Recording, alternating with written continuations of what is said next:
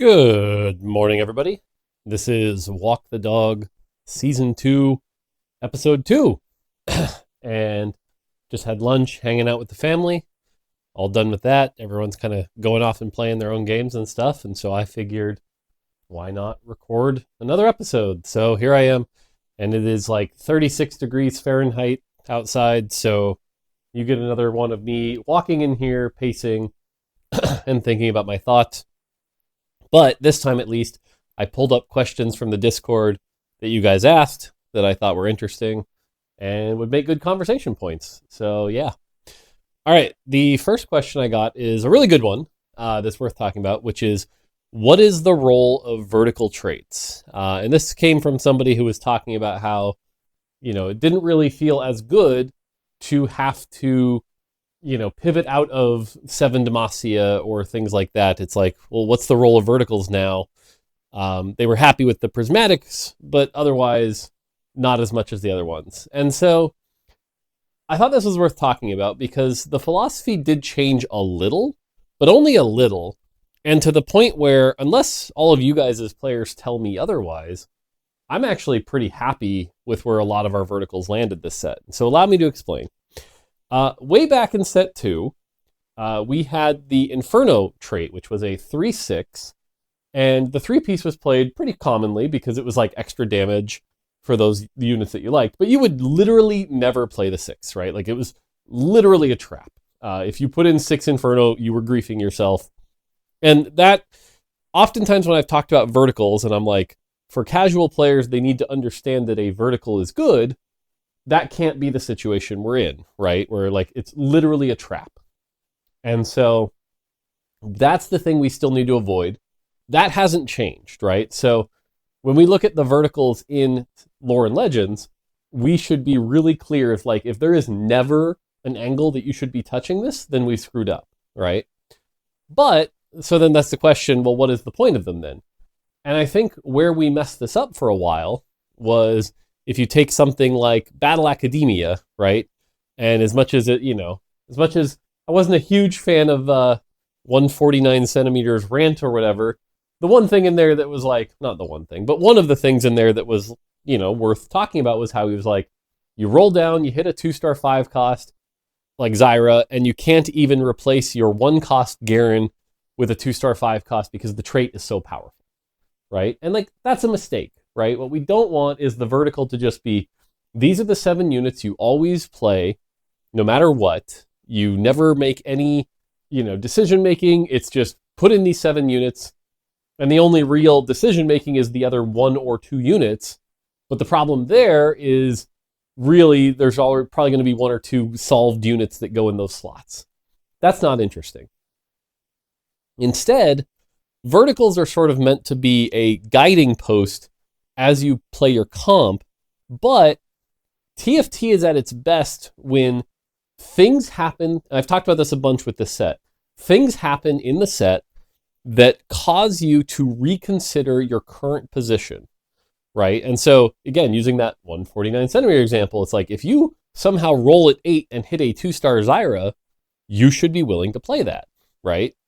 And so we need to make sure that verticals have opportunities for those types of choices to exist, right? And so how can you do that, right? How can we create those opportunities to exist? And the answer that I came to, at least with Lore and Legends, was threat-like 4 and 5 costs, right? Because throughout the journey of the game, when you reach that sort of like mid to end game point, here's a new thing to cause you to reconsider your perspective on things.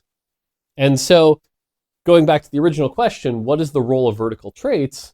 I think if you look at traits like Bilgewater, Demacia, and Ionia right now, that's like they're working exactly as intended, right? Demacia is my personal favorite, not for its effect. I think Demacia's effect is boring, but for its role, it's like you play 7 Demacia around level 7, level 8. You're leveling up those units. That unlocks a Galio, which is really cool. And then as you start to hit some of the more powerful units, you scale that back down. You're like, ooh, time to go down to 5 Demacia or even 3 Demacia as you hit more powerful units and reach that capped end state which is good, right? And so like it had its purpose. I think Bilgewater is another good example of this, right? Where it's like people play 7 Bilgewater all the time to farm those serpents, and that's really good. But at the late game, at low elo, people will stay there and they'll be like, oh, I'm going to stick around here. But at high elo, it's like, okay, cool. I got what I needed out of 7 Bilge. Now I've hit some of these really strong late game units. Let me adjust and pivot out of it. And I think that's a good thing. It's funny if you always looked at like the data in like set 14 and 15 and you looked at something like Street Demon, you would always have like the 7 Street Demon stats would be fine. And then we always joked about the silver traits, right? The 5 Street Demon would always be basically useless. It was like, these were the people that just basically tried to play 7 and missed completely, and the stats were always terrible. And so if we have, a situation where like 5 Demacia and 5 Bilgewater look fine in the stats, that's great. I think one of my favorites of this is the Ionia XP one.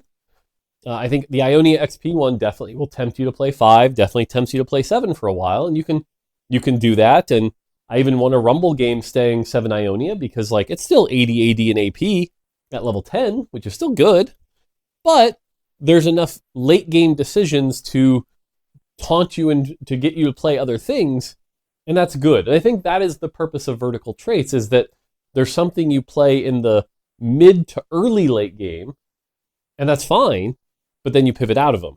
Now, I think there are exceptions here, right? Another, ignoring T-Hex's current power, I think Piltover is actually pretty close to this. It's just a lot harder to pilot, although now not so much that everyone's figured out how to play it, but initially it was pretty hard.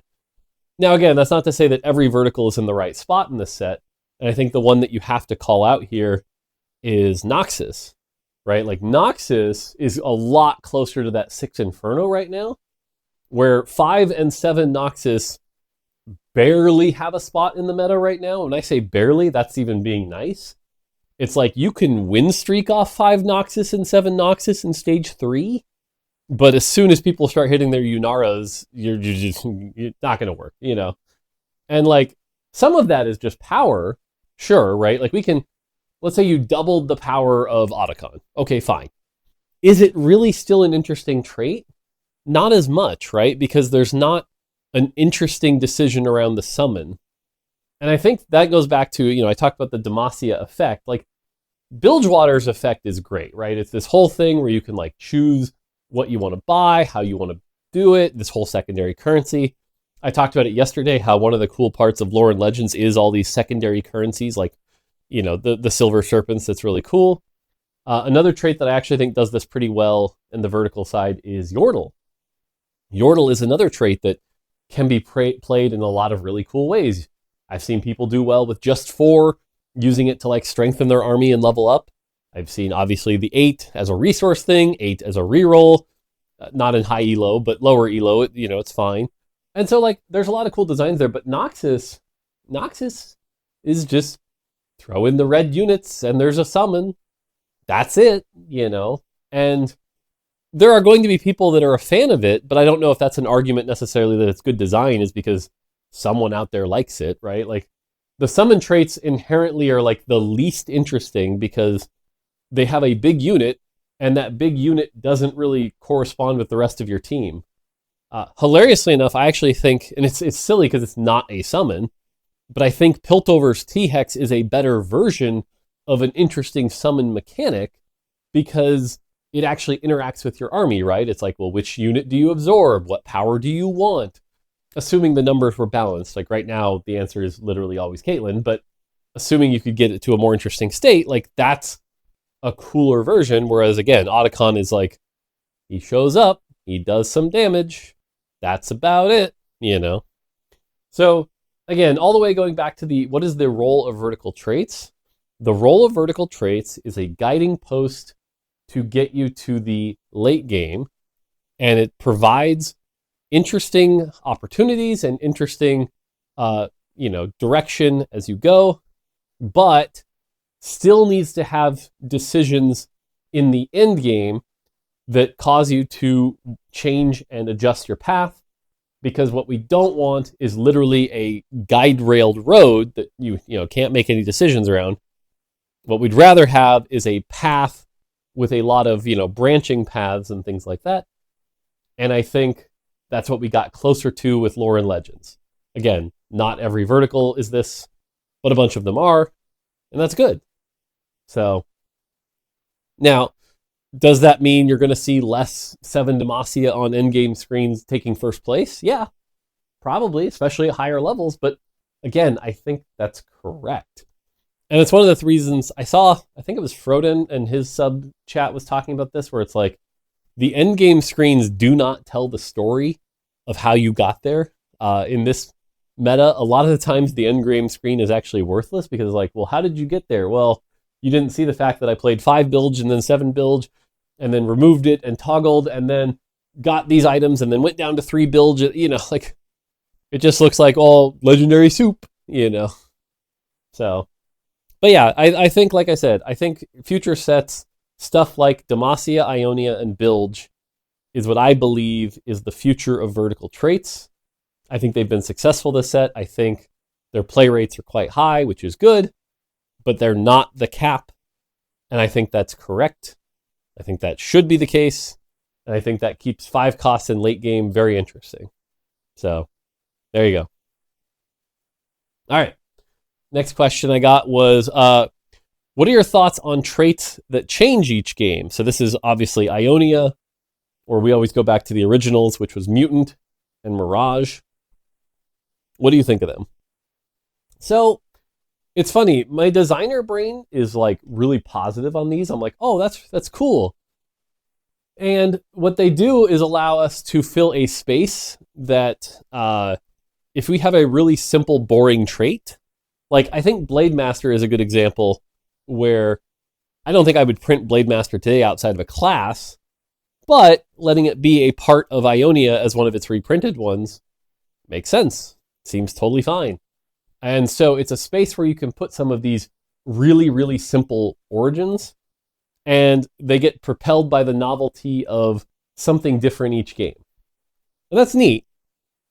But on the other hand, what I'll also say is that if I think really hard on every version of this trait that we've ever done, what actually ends up happening is there's about 2 or 3 of them that you're like, yeah, these are cool, I'll play these.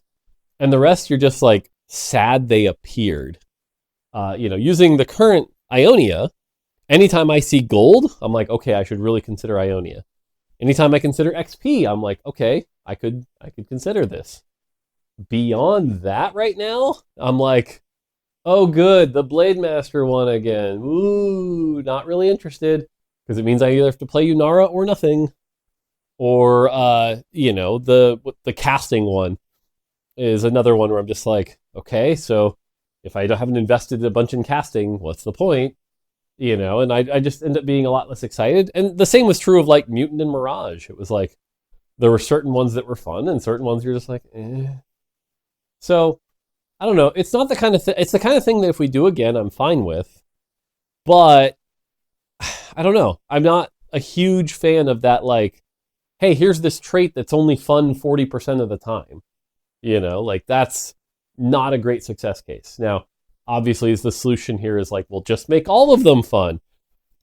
Why didn't I think of that? I mean, and I'm sure, at some point we thought Blade Master and casting were going to be fun. And who knows, maybe they will be when there's, adjustments or buffs or Yasuo's better or whatever, or other things getting, like, I'm not saying they can't be, but there's something inherently fun about golden XP. Like if I think back even to Mirage, the pirate one was terrible in Mirage, but it was fun, So, yeah.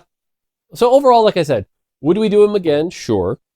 The other thing though is that it's funny because some of the other traits have actually taken up this space that has made it less novel. And what I mean by that, hilariously enough, and thankfully Void, it wasn't as impactful, but if you think back to like, what was it, Ink Shadow? Or the Cyber one in 14, I can't think of the name of it, where which items you get determined if the trait was good or not. With Zeri, right? It was like you needed the right items on Zeri, otherwise your trait was unplayable, and that was the variance that the trait provided every game. And so even though that trait is the exact same trait every game, it still felt like a trait that changed every game. And had the exact same negative, which was, oh, let me check. I'm going to check the item. I'm going to see what it is. And, oh, nope, I don't want to play it this game. I guess that's a line that's just dead to me. So, and I think that's kind of the problem with these kind of traits. But otherwise, they can be kind of cool. So, again, if we have the right stuff for them, I think we'll do it again. Otherwise, like I said, they kind of have a big drawback. Is what it is. So, okay. Next question. Oh, yeah, this is a good one. Why isn't one cost reroll viable? I'm pretty disappointed that outside of augments, there are no one cost reroll lines that are viable. So I have some pretty strong feels on this. I think anytime a one cost reroll as an endgame carry by itself is viable, we have screwed up. And the reason I feel so strongly for this is because I do not believe TFT is in a good spot if you have your endgame carry on 2-1. That is not okay, right? I just said that TFT is at its most interesting when there are decisions that happen throughout the game that cause you to change your path. One costs, because of how early they can come online, are inherently, like, that's just not how it works. Hilariously enough, my first game of Rumble Finals, I had 4 Caitlyn's, took Stars Are Born, and then my next shop had 2 Caitlyn's, so that put me at 8, and I had a lesser dupe, so I had Caitlyn 3 at 2-1. I won the game with 97 HP. The only thing I lost to was stage 2. There was a solo leveling Rek'Sai 2 I couldn't beat. Yeah, that's fine. But again, was it an interesting TFT game? No. I played Piltover. I had my T-Hex on like 3-2. This was before T-Hex was popular. Everyone was like, that's crazy. It was kind of a foreshadowing of the meta I was about to give birth to, if you will. But it wasn't interesting, right? And this is true of every one cost, is that they're not interesting. Now, does that mean they shouldn't have a place? No, of course not. Of course not, right? Like, there needs to be versions where they do things, right? Like, what I don't love is, like, right now, for example, if you get a Briar 3, let's say you have a Briar 3 at 2-2. Are you happy about it? Probably not. I would bet you, if you asked Dish Soap, he would say, that's a waste of 6 gold, right? Like, that's not the state we want to be in either. So I'm certainly not advocating for that. But what I am advocating for is that one costs in particular need to be powerful units that lead you to the goals and the decision making that comes later in the set, later in the gameplay. And so I want there to be, like, so for example, using the Briar example, if Briar 3 is fine, and then when you finally hit the Aatrox, you're supposed to move the items from the Briar to the Aatrox, and now you win at 80 health, awesome. That's great, right? Like, that's a good thing. And certainly what I also would want is, if you have a 3-star one cost, I would expect you to win out in stage 3, right? Like, stage 3 had better be very, very easy for you. And that's the benefit you get from that. But that's all it gets to be. It doesn't get to be the end game. And certainly if I have a Briar 3 beating up an Aatrox 1, because here's the other axis that honestly even I was kind of screwing up for a long time. One of the common questions that would get asked in my Twitch stream is like, what's supposed to be more powerful, a 3-star 3 cost or a 2-star 5 cost? And we had this whole graph chart that was like, okay, well, a 2-star 4 cost should be equal to a 3-star 2 cost, right? And like, if you can still type in the command on Twitch, I'm sure, and it'll show you that chart. But where I think that chart was wrong, and like I said, I think I screwed this up for a long time, was it didn't properly take into account how early you can get it, right? Not necessarily just the difficulty, but let's use that 3-star 2 cost versus 2-star 4 cost, right? In my old days, those two were considered equal, but the problem was the 3-star 2 cost, like, you can hit that pretty commonly on like 3-2, 3-3 if you're high rolling, 3-5 if you're not. How many Tryndamere 3s have you seen in the current meta on like 3-5 nowadays? I hit one on 3-2 the other day. Meanwhile, the 2-star 4 cost, that's a lot harder to hit in the early game, right? And so again, if those two things are equal, why wouldn't you always just go for the thing that you can have access to easier and sooner? That's a problem, right? And so this set was another time where it's like, the longer it takes to be able to access something, that has to be taken into account into its power budget. The same is true about the unlocks, right? And this is where we haven't done a great job right now, is like some of the unlocks are really, really hard to get to, and then they're just not worth it. Whereas other unlocks are very easy and they're actually insanely powerful, right? I think. Okay, well, apparently this video got cut off because I got a phone call in the middle, and today I learned if I get a phone call or I'm recording these, it's going to cut the video off. So that's annoying, but oh well.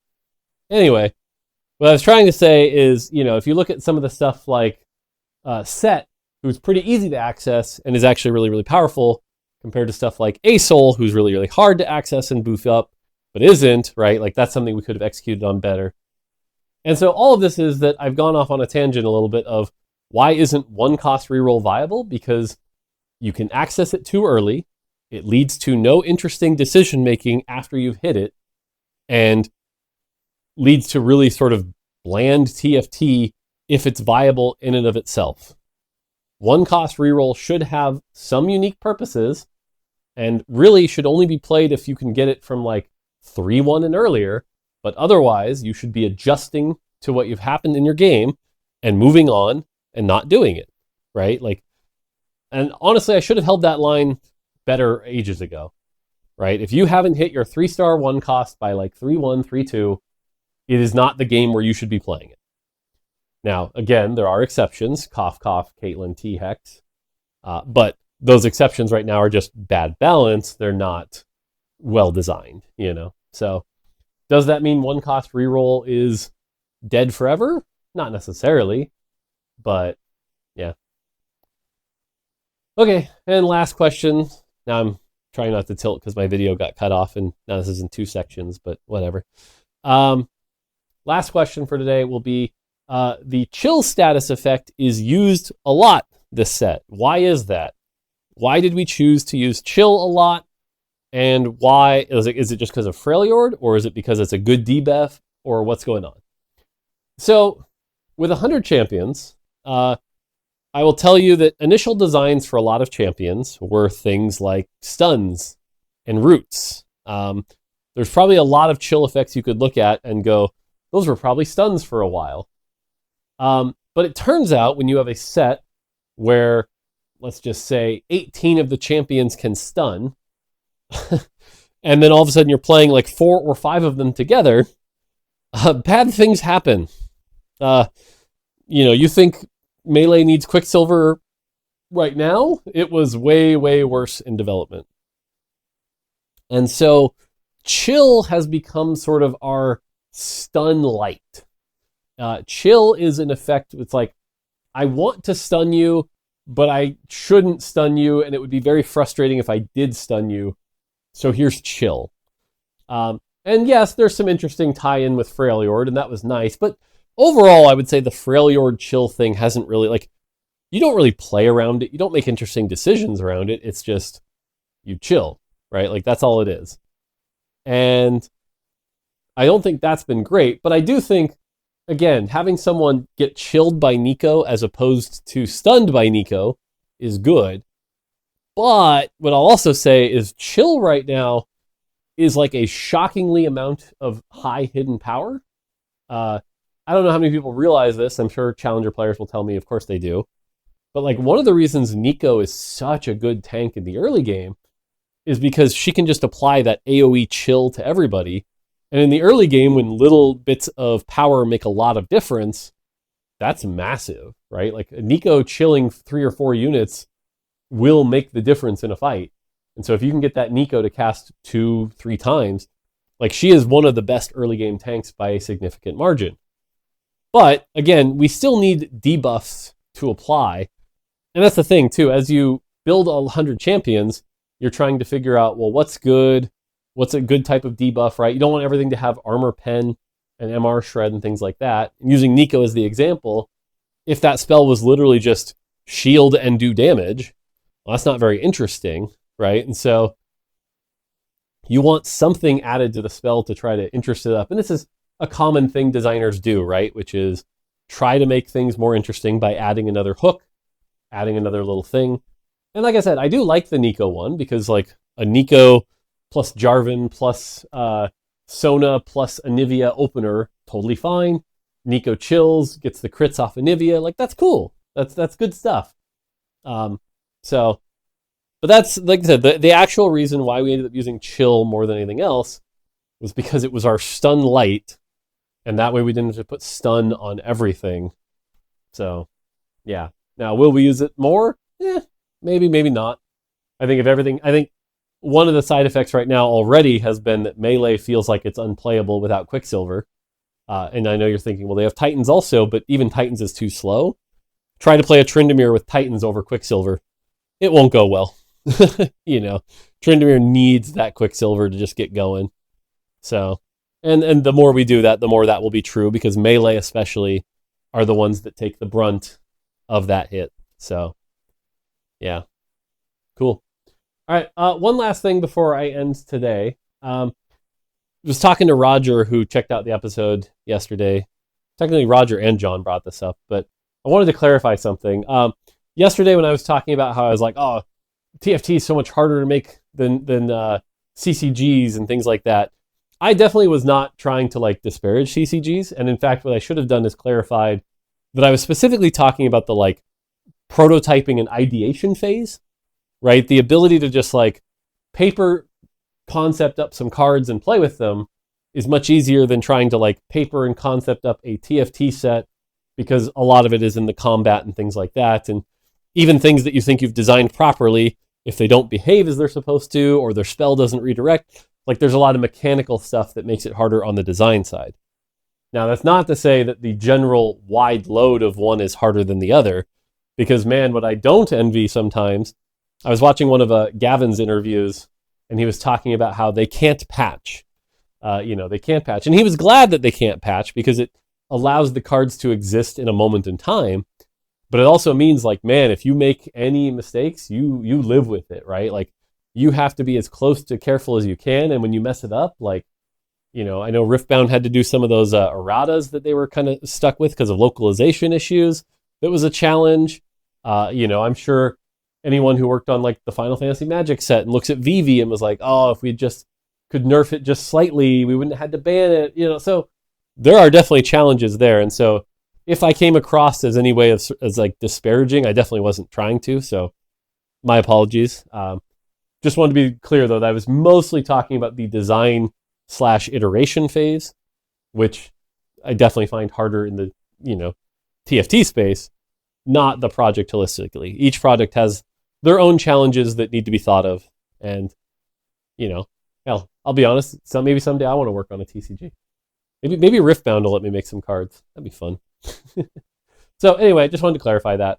So, all right, cool. All right, I'm going to go see if I can edit these two videos together and make sure they're into one, and then I'll post this when I can, and this will be episode 2. Now, the other thing I did like, by the way, is as I've called these season 2, instead of giving them the dates, I'm like season 2. People are like, oh, I can't wait for the filler arcs. Someone was like, let's go 6 seasons, and then we'll have a non-canon movie spin-off, and it'll be great. So the anime references were great. Loved it. So, cool. All right, that's going to do it for me. Until next time, take it easy.